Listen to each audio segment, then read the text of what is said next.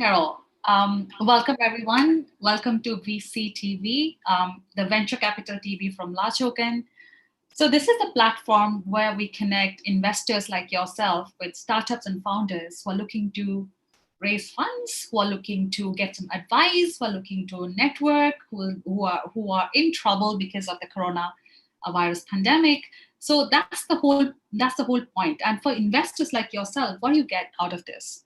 You get to network with other investors, you get to collaborate with other investors, you are giving the audience, who are the startup community, the founders, and the investor community, the education, the information, the much needed education and information at this time, because we are all like not traveling, we're not attending conferences, we are not talking to each other actively in person that we used to do before during pre-COVID days. So we are missing out on a big part, so as to say. The personal connection is not there, the information sharing is not there. So that's the whole idea behind getting VCTV to all of you. So like always, as always, we cover different topics depending on your expertise, on areas of expertise. Some of you are new on VCTV, some of you have been on VCTV.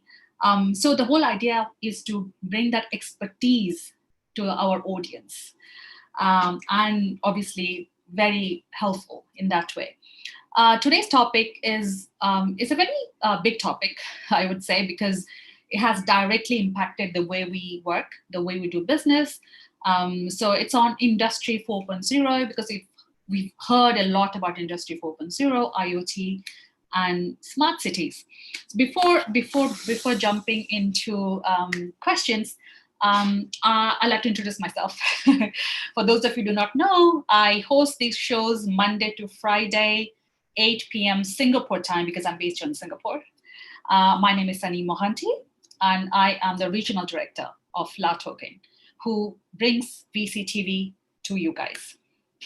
So a little perspective about Industry 4.0. Oh, I'm going to ask you as well your views about the same topic. The COVID-19 pandemic forced companies around the world to adjust their strategies in the so-called new normal, the lockdown. Customers have tweaked their priorities too. Many prefer to shop online. We know that the online e-commerce has tremendously gone up. Businesses experience surges in demand for some products, while entire industries virtually ceased operations due to the coronavirus shutdown. Companies, including startups, enterprises, government, are now taking in-depth look at the Industry 4.0 tech could help them return to productive operations. So that's why it's a big area of discussion in today's time of crisis. Hence, I would like to open the show now. First, we have three speakers today. One of them just dropped off, technical issues, can't do anything without 5G. So I would like to start with a newest speaker, like a speaker who just joined us for the first time. So please start with a short intro about yourself, your company, and then we go to the next speaker. And after that, I'm going to open up the floor for questions. So I'd like to start with, Konrad Absolva from Poland. Hi, Konrad. Welcome to VCTV. How are you today? Hi, Sonny. Thank you so much. It is actually my first time on VCTV. I'm very positively surprised and happy to be here. My name is Konrad Absolva. I am an investment manager in Hubraum. And Hubraum is the tech incubator and CVC of Deutsche Telekom. So the largest telecom operator in Europe, operating in more than 14 countries and US as well, with the brand T-Mobile. What we're doing in Hubraum is that we are somewhat a bridge for young innovative startups towards the large telecom operator. We're scouting and accelerating and investing in early stage companies and trying to build lasting partnerships between them and Deutsche Telekom throughout Europe. Oh, so you're the venture arm of Deutsche Telekom, is that correct? Yes, venture arm and incubator as well. Excellent. So, and what stage of startups do you invest in, and what region? So we invest mostly in Europe, but there were some exceptions. And in regards to maturity of startups, we were focusing on early stage, so seed and Series A startups. Seed and Series A startups. Okay, awesome, fantastic, and welcome to VCTV, Konrad. We're going to hear more, much more about the telecoms industry, venture arms, and incubator. So, lot to know about 5G as well. Somakshnan, hi, welcome back from Canada. How are you today, Somakshnan? Hey, Sonny. Amazing as ever. Just getting colder here. That's probably the only downside. But yeah, I mean, I'm well insulated with my window shut, and it's a respite. Pretty good. The usual surviving COVID. How are you doing? Hoping all well. Yeah, I've been working from home since the lockdown in March, and I think I have become more efficient. I've been working not more efficiently because I'm saving on not traveling. I'm saving not being in a crowded place. I'm saving on exactly, because of the traffic, you get stuck, and overseas travel also takes a lot of time. By the time you reach and meet your clients, you're tired. Probably, that's why the productivity has gone down a lot. What about you? I can absolutely relate. I mean, somehow at first, it was definitely a unique experience, a novel, just as novel as the virus itself. The lockdown experience was novel for us, but I think now we're kind of getting used to it, and how, right? I mean, we've seen so many new things springing up in the lockdown for us to kind of bridge and transition into the new normal. So I think it's pretty exciting, and it's a pretty exciting time to be in, and just see how this whole world is going to shape up. Industry 4.0 itself, like the topic of discussion today. So I mean, I see the virus also having a big impact on the way the world is going to shape up. So yeah, we're going to talk about supply chain as well, because that's the industry got disrupted, right? So I think, but for COVID-19 pandemic, we wouldn't be doing this, right? I mean, why would people sit down and do Zoom calls? Absolutely, yeah. Right? Yeah, that's the point there. Thank you so much for sharing. Sure. Last but not least, Luis from all the way from the US, and we have a lot to speak on 5G today. Hi, Luis. Welcome back to VCTV. How are you today? Hi, how are you? Had some difficulties getting in, but I'm here now, so that's a good thing. Just to give people the skinny on myself, I'm a managing partner with FGA Partners. We were involved in artificial intelligence, AR, VR, the Internet of Things, heavily involved in facial recognition, collaboration platforms, and this discussion here is going to be helpful to a lot of people. IoT, the future, smart cities, things that are happening now, and how 5G is going to bring all this stuff together. Absolutely. Thank you, Luis, and welcome to VCTV. So great, we are done with the introductions now. So it's time for questions. I'd like to start with Konrad. So what are the trends you saw, has changed since March 2020 up until now? What happened in March 2020? And over the months, what has changed in terms of investment strategy, and what are your recent investments, and how the startups, your portfolio companies are surviving, or they're scaling, or they're raising more funds? What's happening? What's happening right now? Over to you. Thanks a lot for this question. Well, some things changed and some things didn't. Some things definitely changed for a plus. So even this panel, right, it would not be possible before. It would be possible because the Zoom was there a year ago, but no one would thought about having a global panel remotely, right? And global conferences and online conferences and so on. So I would say this is somewhat a positive change. The negative changes are definitely in those markets which were hit by a COVID pandemic the most. So anything related to travel, to tourism, to Horeca as well, right? So these are the industries that were hit the most, and similarly, startups in those industries were also hit because their clients basically run out of business. So they did. But you also have markets like e-commerce, which is booming at the moment. So whenever in economy there's time to grasp opportunities like this, companies should think about it and go in ways which are kind of pandemic-proof. Try to move to these markets. Yeah. And the topic of the discussion today, Industry 4.0 and IoT and smart cities, I wouldn't say it was impacted negatively at all. If anything, then Industry 4.0 was quite, I would say, given some food for thought for many industrial operators that they have to shift even faster than they thought towards an autonomous factory. Right. So you said you invest in seed stage and pre-A. So any recent investments in the last few months in 2020? Right. So in the lockdown period, we haven't managed to. So since beginning of the year, we haven't managed to close any deal, but that was not due to Corona. That was just due to the processes that we're running. Just before closing last year, we managed to invest in an interesting IoT company from Germany. They're called Uberge. What they're doing is a secure blockchain secured protocol for sending over IoT data. Oh, can you talk a more bit about that? Because security and blockchain are very much a hot topic right now. So. Right. So many IoT devices have to be connected somehow. They all have to be connected somehow, right? And many, oftentimes, engineers are putting security somewhat on the second or third priority to the device, right?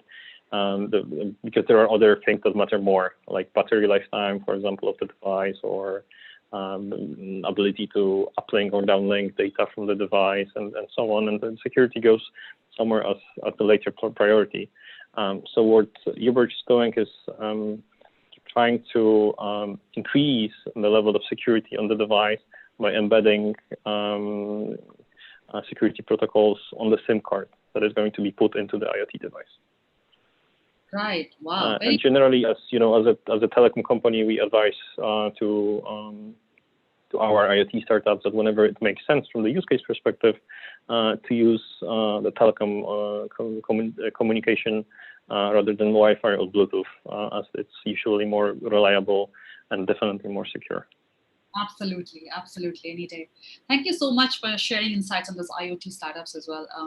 Blockchain security, it's a big thing now. Next, I'd like to ask Somakshanan. Somakshanan, please give us a little bit of context. How has this space changed or evolved as per you since March, since last year, this year, and currently now? Well, I mean, in my view, I mean, this may be in an absolutely layman view, right? I would imagine IoT is something that always existed in a sense. Say you would let's imagine human beings as resources, right, and computers as where the resource could basically feed in their efficiency in whatever they are working at. Like someone who's a finance professional would use his computer to possibly keep churning Excel sheets and evaluate income. Now that gets connected via a cloud and people can collaborate. So we are things, and internet is allowing us to optimize our efficiency. So now the same principle is being expanded for the explosion of IoT. Like, for example, smartphone back 10 years back, right? It was a gadget whose potential was not really, could not have been estimated to what it is today. Right now, a smartphone could be used for sending money or tapping a QR code, and anything can happen, right? So similarly, and I think every device that we do have, IoT is going to be that key which is going to explode its potential, and it is IoT that is here to stay. I do truly believe in the reports that suggest that it is a $3 trillion industry until 2030. But I mean, I would say that it's possibly underestimating it because, I mean, as the new normal, if this is here to stay, I mean, I do know that there are some vaccines which are underway, but I also do know that the political, the elections are underway. So as far as, I feel things are going to be here to stay for some time. Those who have absolute trust in the vaccine will be getting vaccinated at first, but that's not one of me. I mean, I'm not going to be one of them. And so within this new normal, we will see an explosion of IoT, because when offices are going to be possibly a thing of the past, I'm not going to be extremely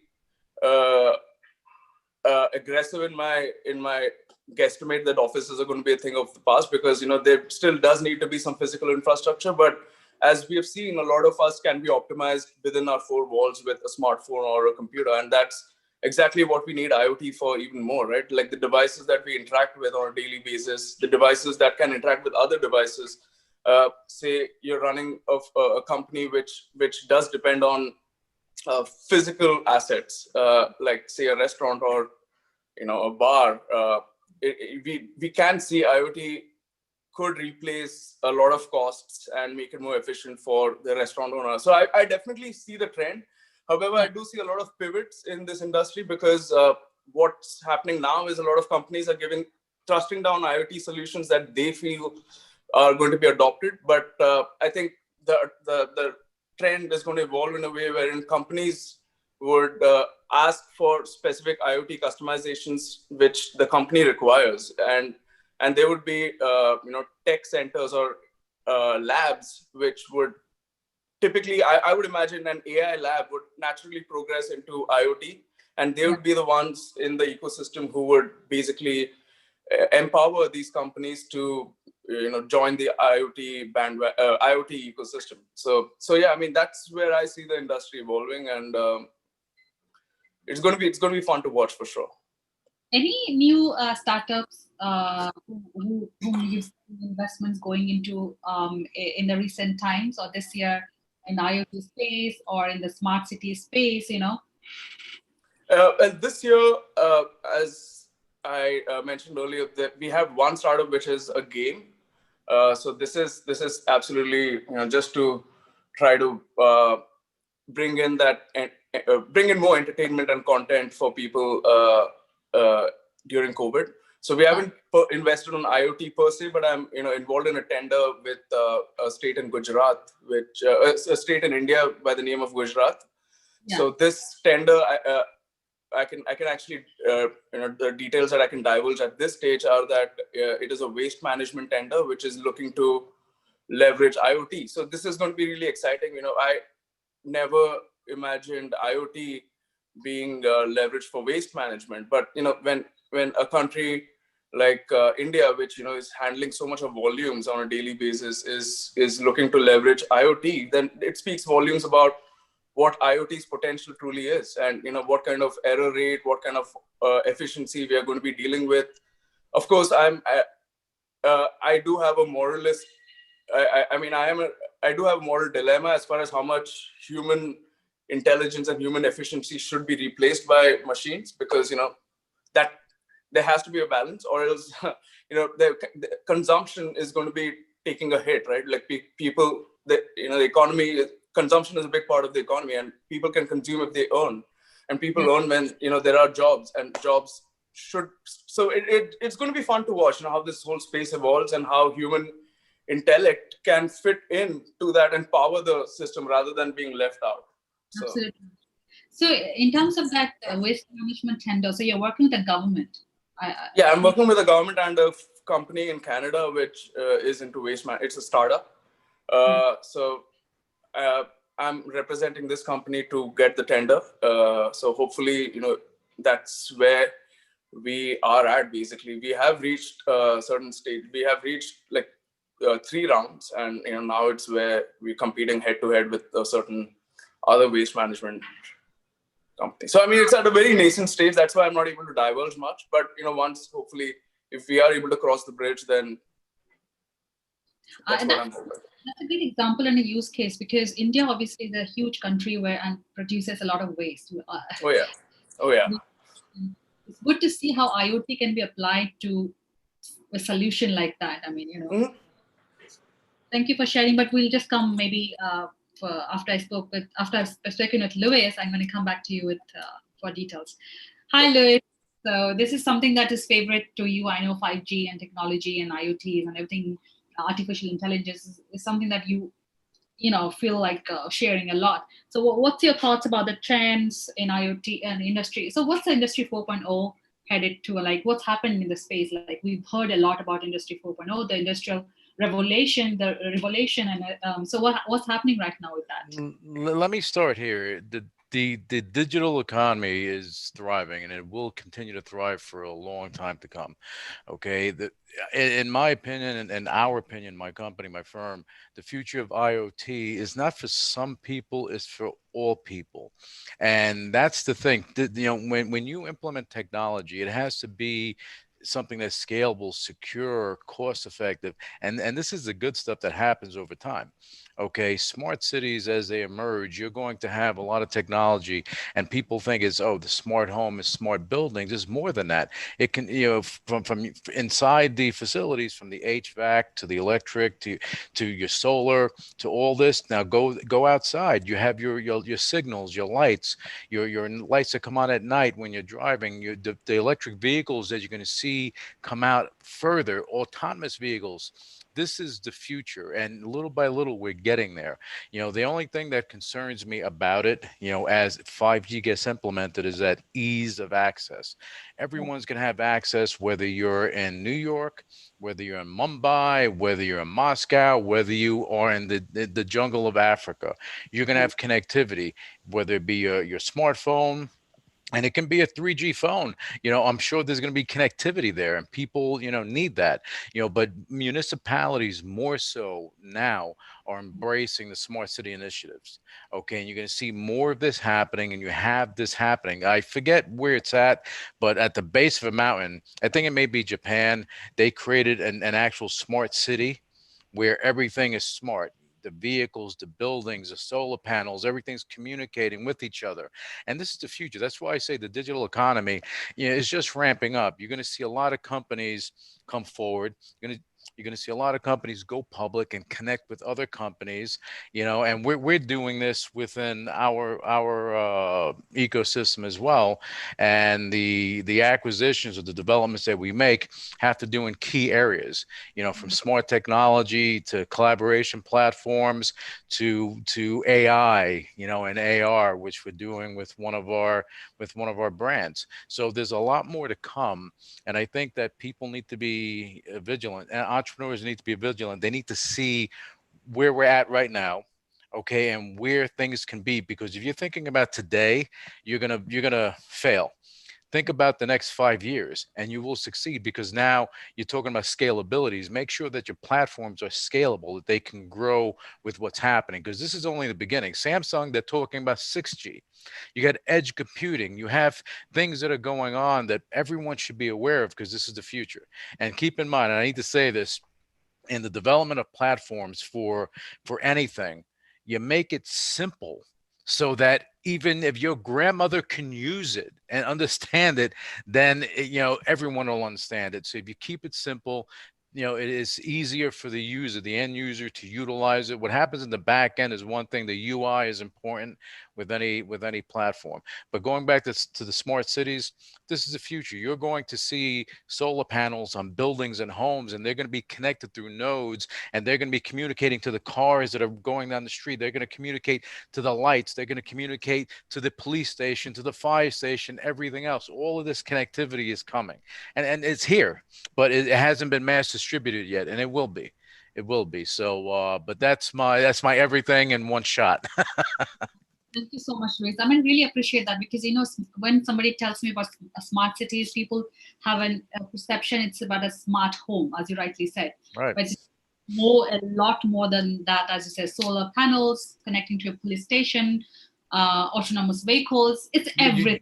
I mean, I heard sanitation mentioned, sanitation, sewer systems, the water supply, everything is going to be connected, and AI, artificial intelligence, is at the center of this. Machine learning is at the center of this, which is a part of AI.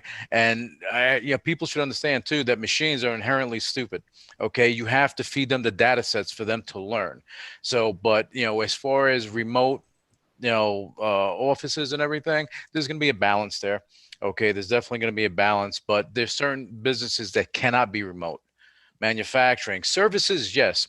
Manufacturing, you're building things, you have to physically be there. So they'll figure that out as well. Absolutely. But that brings to my next question, actually. Current efforts and the future outlook for smart manufacturing. Konrad, I'd like to ask you, because this is something big focus of Industry 4.0. Definitely. So 5G was already mentioned, so I will follow up on that. That's definitely going to be a game changer for industry. There's a great concept that we are developing here in Hubraum and in Deutsche Telekom. It's called the 5G campus networks. So it assumes that you have a dedicated network with a computing capacity on a manufacturing plant. So that means you can basically do things that were not as easy or were not quite possible before. Imagine you have to change your production line within 24 hours, right? Because you're moving from one product to another. This is, in some cases at the moment, super, super difficult, generally, right? Because of moving all the machines and planning the whole project and so on. But one of the things in the project is the cabling that is put around the whole factory. If you can exchange cabling with a wireless connection from 5G, then you can basically move all the machines anywhere you'd like them inside the factory. Yeah. Also, I mean, low latency use cases. So use cases which need super extra low latency connections were so far done with cables because they are the most reliable and they provide the fastest solution. But you cannot strap a cable onto an autonomous vehicle inside the factory, right? Mm-hmm. So you need ultra reliable connectivity inside the factory, and that's what 5G is going to be bringing in. So Luis mentioned Samsung is thinking about 6G. Are we with? Are yeah, we that's yet for the. To talk about 6G? No, not there yet. Definitely, we're not even there for 5G. So 6G is, for the next 10 or 15 years. Definitely important to have an outlook. But let's focus on first exercising what 5G brings in. Right, great. So using the Internet of Things, the IoT, to minimize supply chain stress, the pandemic quickly obviously revealed the supply chain difficulties and left many unprepared companies scrambling to catch up. Many people who shopped in stores, like all of us, used to go and visit stores for essential products like soap and toilet. Remember the toilet paper scarcity issue in the beginning? All the supermarkets were like run out. There were no toilet paper left in all over the world. So how can IoT minimize the supply chain stress that we saw in the beginning?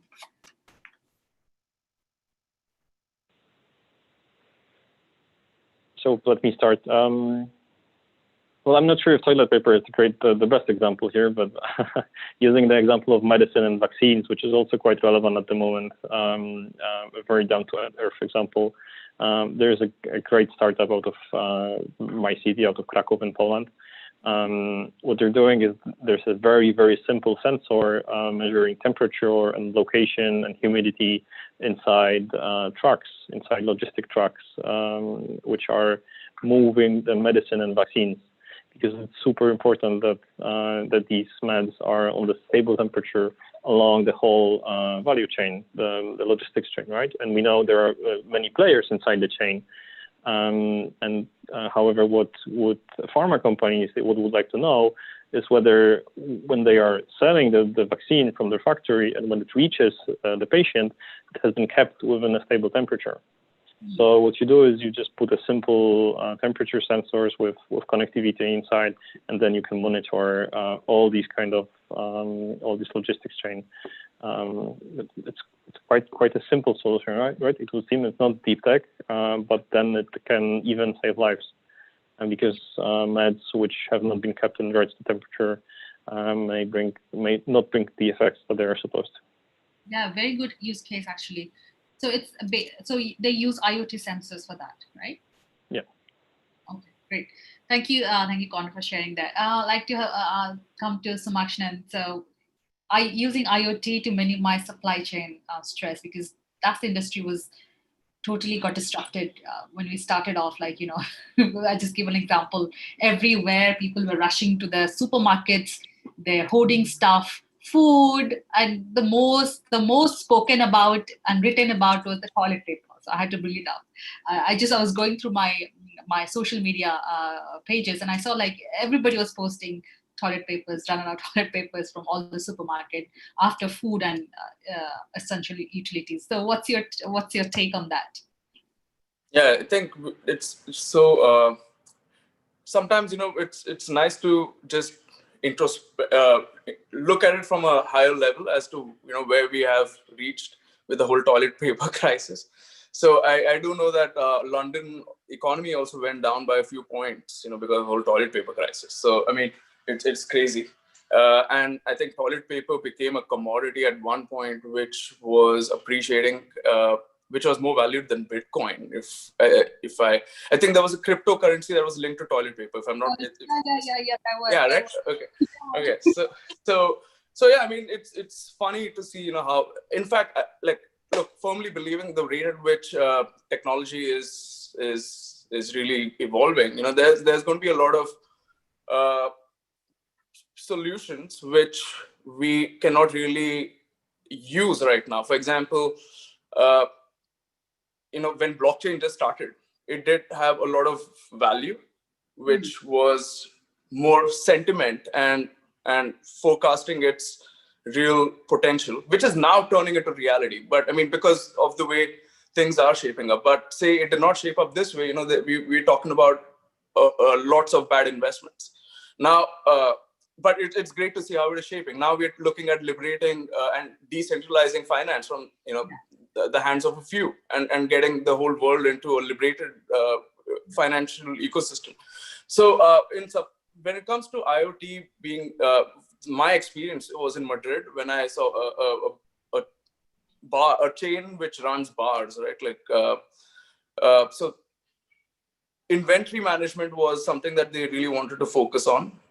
And this is how they adopted IoT. So their beers would be typically stored in standardized barrels at all of these chains. And the guy who looks after inventory in that chain, he had to basically coordinate with a lot of each of these chains. Now some of them were in Madrid and Barcelona, but some of them were just in Malaga and in places where there's not a lot of it's not easy connectivity to logistics, and you have to pre-plan, and you have to be able to anticipate what kind of demand. So now what they did was sensors, right? Sensors which were installed in those kegs at a certain level. So as soon as the beer really goes below that level, it sends a message to the inventory team saying that we need more stock of this. And that way they were able to basically anticipate demand. They were able to plan it better. They were able to just streamline things. So I definitely see that there, where how IoT helped. It's such a simple implementation, but it massively helped in their supply chain and helped in just optimizing the whole so every part, every element of the supply chain. So when it comes to inventory procurement, so that was definitely one of the examples of IoT, which I saw wonderful implementation, though very simplistic, but absolutely flawless.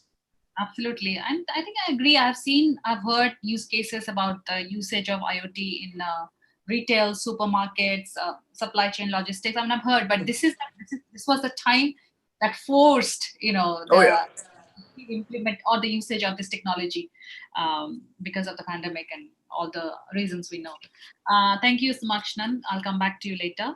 So coming from US perspective, obviously it's a huge market, one consumer market. So give us insights what happened with the IoT to minimize the supply chain stress, like a huge big market. Well, I think logistics, the advancement of logistics is important. You have Walmart, and just to give you an example, Walmart teamed up with IBM to create a platform that incorporates blockchain for that undoubtedly truth of where things come from. So they have this system in place that you, instead of going port to port, okay, it's from field to store. They can monitor where you got an apple, where it came from, to your store. So you know exactly where it came from. They have technology where you can monitor it going from here to here to here to here. I think that this technology is, of course, is going to be advanced. You know, everyone was talking about sensors. Yeah, RFID sensors are important. The lo-fi sensors are important.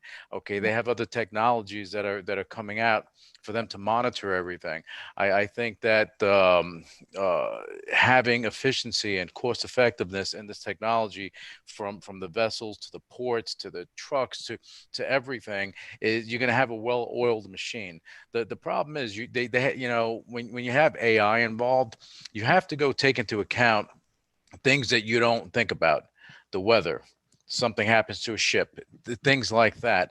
Okay, and this is where more technology comes into play, because now these ships, they have all this technology that go, and they have predictive analysis of weather and so on and so forth, and all this stuff comes into play when it comes to logistics. People think it's just someone like Amazon. They're a logistics company, even though they have other things. They're primarily a logistics company. They deliver to you. That's what people think about when it comes to logistics, that you're getting something from here to here. But at the end of the day, there's a lot more involved, and you have a lot of companies that are trying to enhance this. And I mentioned Walmart and IBM because probably the most the case that you can highlight, because they've been successful with it. But of course, they created their own, I guess, council that goes and makes sure that if you got that apple from this field, that's where it came from. So it reduces the fraud, and incorporating blockchain into that. You have it's immutable, it's irrefutable, it's the ultimate truth as far as where something came from. So think about apples, clothes, computers, this, that, all of this stuff is going to be implemented from the source to the end user. And again, logistics, that technology, that arena is going to continue to evolve. And again, it's not just in the United States, it's going to be global, because everything is getting smaller as technology advances. Security, privacy, that's always my concern. I think companies that are involved with that, it's going to be important for them to go and make sure, especially with implementation of 5G, that they bring these security protocols to the table to protect, and logistics, that's what we're talking about now, but we're talking about everything. But to protect, the ships, the trucks, this and that, the information, the flow of information, you protect that, then you're talking about scalability, security, efficiency, cost effectiveness. All of this comes into play. Absolutely. I totally agree. It's all technology. Blockchain, IoT, AI, all come into play. Thank you so much, Luis, for those insights. So I've got my next question is around the short-term and the long-term plans for Industry 4.0 in the post-coronavirus economy. So who would like to take this first? Konrad? For sure. So definitely, one of the key focuses at the moment is going to be kind of making factories and manufacturing plants less dependent on people. Yeah. This is, for some, this may be unfortunate because it may lead to some job loss, but eventually, as with any transition as such, I believe this will reverse and there will be job creation again. However, the manufacturing cannot stop. So this is something that we need to realize, and the more autonomous it is, the more undependent this becomes from people, right? And external factors such as pandemic won't influence. So I think this is going to both short-term and long-term focus that the industry has been thinking about automation for quite a while now, but I think they will speed up the processes. Yeah. So yeah, they definitely have to. What about ramping? Sonny, can I just add on to that before I forget? Manufacturing, Conrad, you're spot on, because people think that bringing technology into manufacturing, having robotics, AI, that you're losing jobs. You're getting rid of menial jobs. You're bringing forward intelligent jobs. Things where you can go. You can work in one manufacturing plant, get the skill set. You have value. You can go here and here and here. You won't be out of work. So there's value there. And thanks for bringing that up, Conrad. Exactly. My next question Thanks. was on robotics investments. So because it's efficient, as Luis added on, like, we're not, we are getting rid of the jobs probably, which we don't need it. I mean, so Conrad, so any investments into robotics that you are planning to or invest in? No, not so much in robotics. I mean, at the end of the day, we're a telecom company, so we're trying to help these robotic companies to evolve and to be better using, and to show them how to exercise these technologies that we bring into the table. But at the end of the day, it's up to the large robotic and industrial players to work with the technologies with our support. Yeah. That's what I meant. I mean, obviously, you're a telecom company. Are incubated by Deutsche Telekom. So probably my question was like investing in the technology and not so much on the start. Yeah. Excellent. Thank you so much. So Makshan, I like to ask the same question like I asked Konrad. So post coronavirus economy, what's the significance and importance of Industry 4.0? Well, definitely it is here to stay. Right? What IoT is here to stay. AI, ML, IoT, all three together, joining forces to create synergies is here to stay.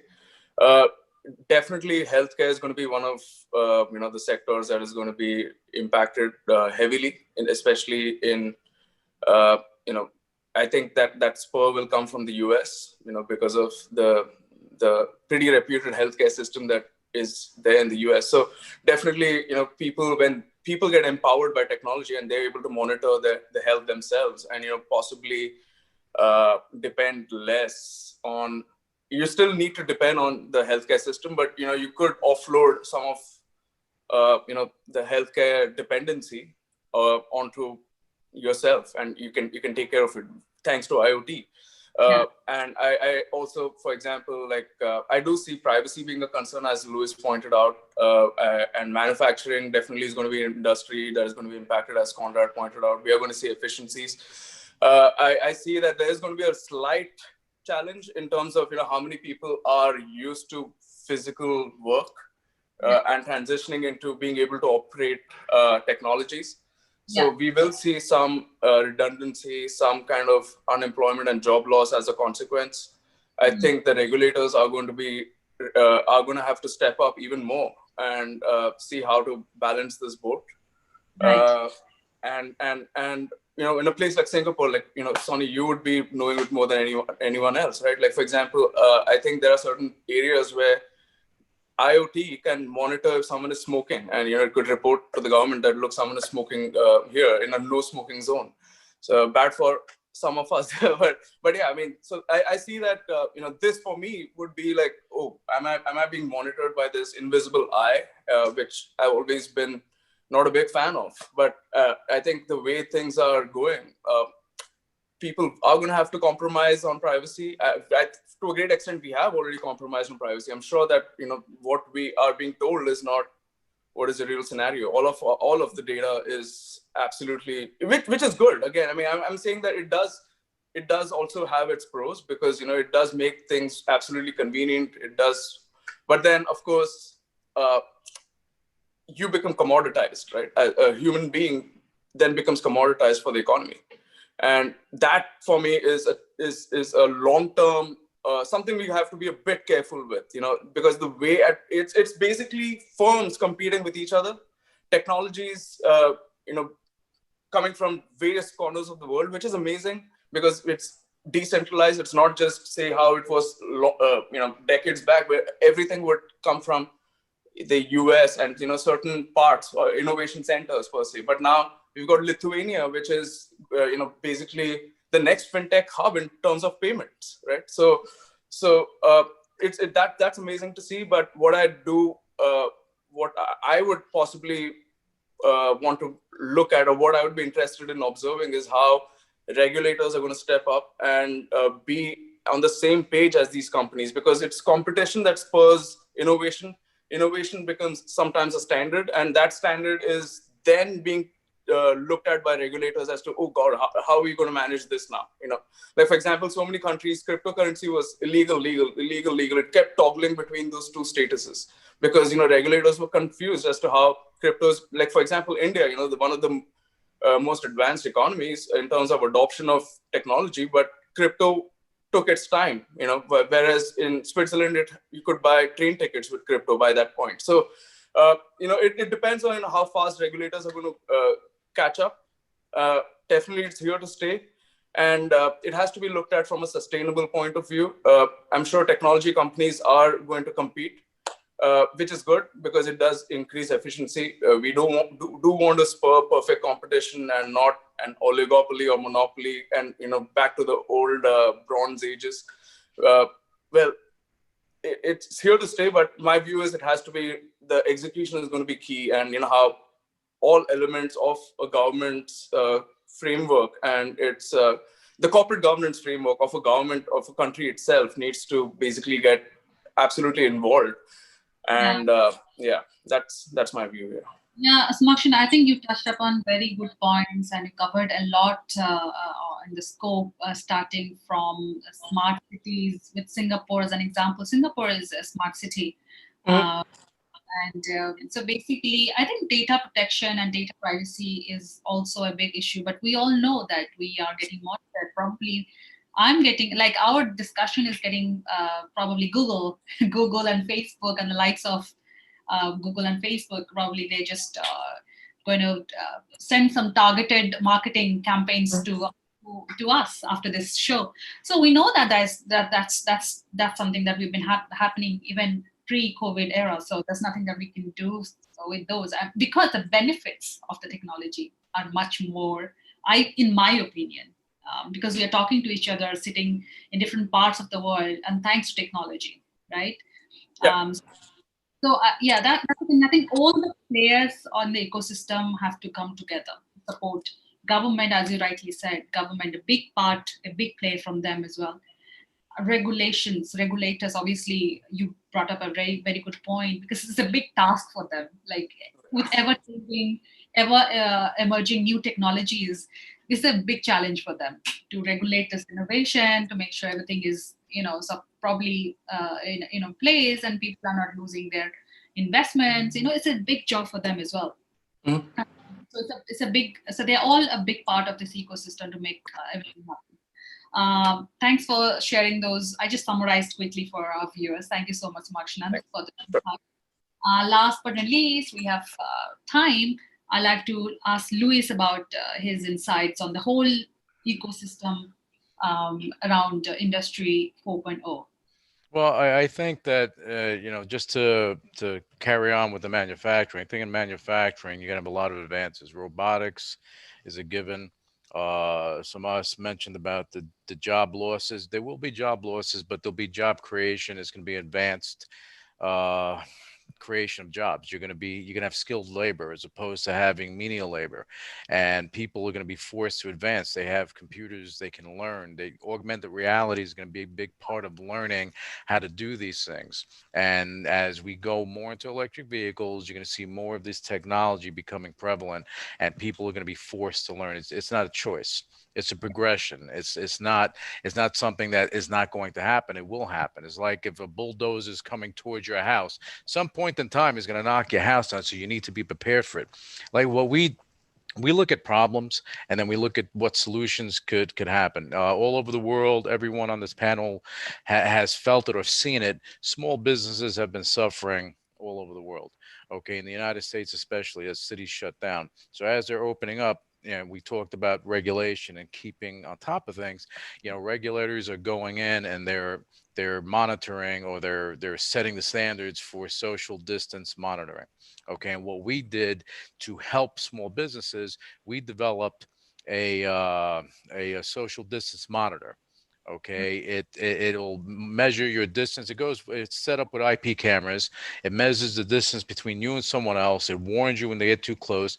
It alerts people, alerts whoever's the monitoring it, whether someone's wearing a mask or not, and how many people are coming the door, and so on and so forth. And we've done this, and we charge them nothing.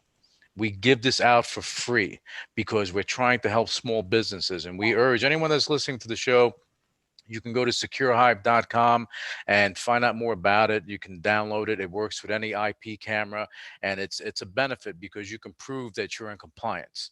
So technologies and solutions like this are going to be very important as we move forward. In manufacturing with 5G, having the ability not to be wired in with certain things is going to be important. You're going to have people walking around with pads, and they're going to be able to have connectivity. Now in hospitals, that same thing holds true. When 5G comes, the security, the privacy is important. In hospitals, you have doctors walking around with pads, and nurses walking around with pads where they have access to the patient's data remotely, as opposed to looking at the chart on the side of their bed or in front of their bed.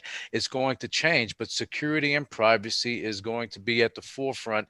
And companies, entrepreneurs that are out there that are working on it, think about what's going to happen tomorrow. Come up with these protocols, these safety measures. Konrad mentioned about telecom having the something embedded within the chip itself.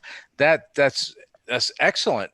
Okay, now we have to go a little further than that and provide that security, because people are going to be using Wi-Fi. They're going to use hotspots. They're going to use this anyway. So how do you protect them in this 5G environment? So that's my outlook. Yeah. I mean, exactly. I mean, thanks for adding on to what Soma just mentioned. I mean, it's a very engaging session. Any last questions for the panel, for your co-speakers, before we move on to the next part of the show? We're just a few more minutes before we wrap up. I have two questions. Okay, Yeah. first, Conrad, on the the telecommunications front, I forget the company. I think you're with Deutsche, but can you Yep. kind of let us know where you guys see in Europe, but it goes all over Mhm. the world, where you guys see the smart city initiatives. Where do you see them going? In your neck of the woods? Definitely. Well, smart city is quite a difficult topic for startups. To start with, maybe that end of the bargain is that I think to all startups that are listening to us, is that my advice would be definitely to partner up with big players, because they have the grip to talk to cities and to participate in tenders, and to sell big packages of technology. Because selling just a piece solution, just one sensor or one system to a city is super difficult. Right. So you have to bundle up. You have to keep that and together with partners. Generally, where the cities are heading, it's I would say it's a slow process, but it's going the right direction. So I think whenever developing some innovation around smart cities, as you said, with 5G and with manufacturing, people always should have privacy and security in mind. And I would say for cities, always have eco-friendliness in mind. So whatever you're developing, whatever you're trying to do for smart city, have it in mind to be green, and deliver this value to cities, because it's quite important for them. And I have my second question Yeah. for Samas in regard. And thanks, Conrad.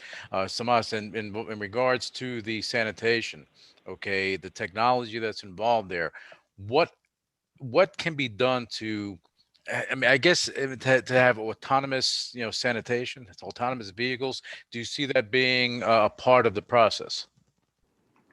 Yeah, I mean, definitely. So, for example, the tender that I'm basically involved in, this is for sanitation, waste management in a state. So basically, I do see that this is a piece, as you correctly mentioned, Louis, that it is something that cannot be done without. It has to kind of fit in, and to your point, when it comes to adopting in the city level, so we've had a few rounds of the tender process go through. And what I have observed first, this is my first tender dealing with the government, right, with the Indian government. And though as progressive as India is, but when it comes to tender, they can really break you in terms of negotiating. And what they want to do is, typically the implementation is where the payment. Just focusing on the payment. Typically, I think a company should be open to a very long-term milestone-based subscription kind of payment model, as long as the technology is adopted in the city. So that gets a quicker foot in the door when it comes to adopting something at a government level, rather than wanting to have a lot of, so I mean, definitely what you did mention about sanitation, and it is going to be an inevitable piece of the whole equation. Right. I think with the sanitation and the waste management, what I can see, a lot of technology coming into play, AI, IoT, fintech. I mean, as you rightly said, I mean, that's what I can imagine. Thank you so much. I've got a question for Konrad. You said for the startups in the smart city, the smart cities areas should collaborate and work with the bigger players. When you say they should work with the bigger, who are these players they should collaborate with? Right. These are companies who are already well established and have well established connections to cities. So these, any large corporation which is providing some kind of service to the city. I would obviously mention the telecom companies as one, but it's not don't want to advertise myself. So I would just generally say that any large company which has already a sales funnel and deep relationships with the city is a good partner. Because being a small startup and participating in a tender, developing a project with a city, this can kill one's cash flow, and I've seen that so many times that the sales cycles and the cash cycles are so long that unless you're really a huge company and can last for 2 or 3 years, which is the usual project lifetime, then don't even try, right? So that's why partnering up with large companies can make it faster and easier. I totally agree. I mean, I just have to say, you don't have to sell. I think they have to. It's a good point that you brought out. Telecom companies, big tech companies, like, the big tech companies that you should partner with them, because I think smart city solutions are not just building a fintech app. I mean, not a payment app. I think so. So I think you are very right in that it's a very complex solution in itself, because you are providing the solution it's a holistic solution as opposed to one particular sector. So startups who are listening to us in the smart city area, who are listening to us today, please listen what just Konrad said. And if you want to pitch, if you want to share pitch your ideas to him, he's getting featured on our website. So yeah, you can go to our website and check him out and hit the pitch button and talk to him. Thank you, Konrad. Same question, Samakshi. Obviously, the waste management solution, which the government obviously is initiative. I mean, obviously the small startups, they can't obviously provide the solution on their own. They have to also partner with players, right? Sure. So I mean, I fully agree. So that's where in this case, that's how I fit into the picture. Wherein by virtue of having certain family in India dealing with the government, I've been able to get some time with the government, in terms of just allowing some kind of interaction. So a lot of times, even that is a bit of a challenge for startups. Now that I have to be honest, the now government of India is, in my view, definitely a bit more, there's the glass ceilings are evaporating. So that's a good thing.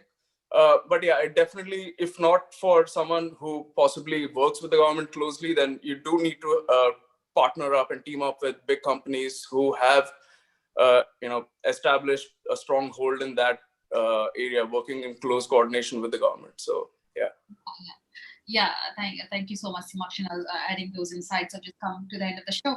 So I'd like to know closing remarks from each of you on the subject, or just in generally around the coronavirus pandemic and the whole situation. Where it's closing remarks, as well as I'd like to know the feedback about VCTV.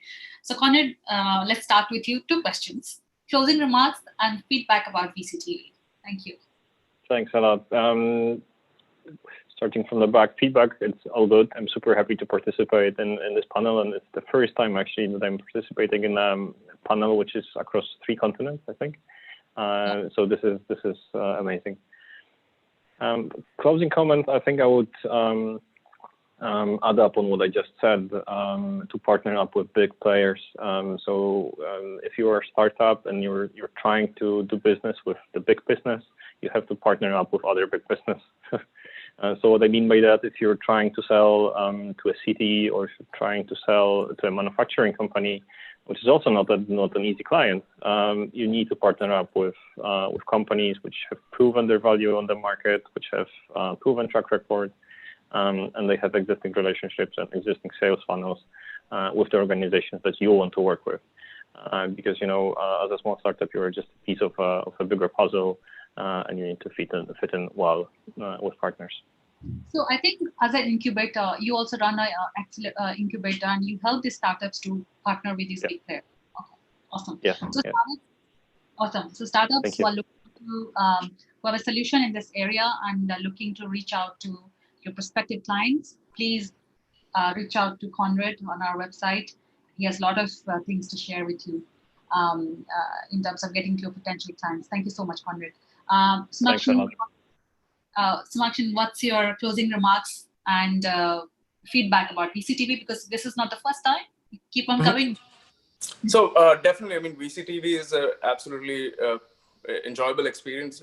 Your moderation, Sonny, is always is always fun to be at a session moderated by you, and also the enriched perspectives that I get from fellow panelists. Like for instance, what Konrad, the light he shared on, the evolution of this space, and also Lewis's initiative, that implementation for social distancing, right? Already he's, got it off the ground. So that's amazing to see the pace at which he is executed. So and definitely what I feel is that, my view, the 2 cents that I would put in here is, it needs to be done in a very humane manner. Though I'm capitalism, but I do agree. I do feel that the execution is going to be has to be carefully considered, and also cities, right? Governments, they focus on a long-term sustainable solution. So startup that say wants to participate in a government tender should be open to the fact that they're going to at least in India, for that matter, to go through an organic way in which they work with the government over the years to, really make the city smart. So yeah, it's not a one-time implementation, and it's going to be a long-term thing where payments are going to be, it's just both the parties are going to grow together and fulfill this vision of making the city smart. So that's what they should be open to. So yeah, so any startups who are actually working in the smart city space or waste management space, if you're looking to work, please find organic ways to partner with the government. I mean, it should be sustainable as well, because governments have a lot of, they come into play when these areas are concerned, right? Smart cities, it's very much driven by the government. Thank you so much, Simakshi, for this. So last but not least, Luis, would like to know your closing remarks and feedback about VCTV. I know already, but still. You already know. Look, VCTV is a great platform. It allows people to connect, and I do urge the panel, connect with me on LinkedIn, so that we may not do anything, but it's always good to have those connections, because you never know where something's going to lead. VCTV provides that platform for people to connect, viewers to listen and learn, get educated, and entrepreneurs to learn and maybe create some magic. And I do urge anyone to go out there, go to megahoot.com and see what we're doing. We're doing a lot of different things. We partner and we bring in various companies to be a part of our ecosystem, which is always a good thing. Now, just to tag onto what Conrad and Samas was talking about, the government, the IoT, the future is a puzzle. All these platforms, all these portals, they're all pieces of the puzzle, but someone owns the puzzle board. Municipalities, governments. So you need to know who they're dealing with that's running this board.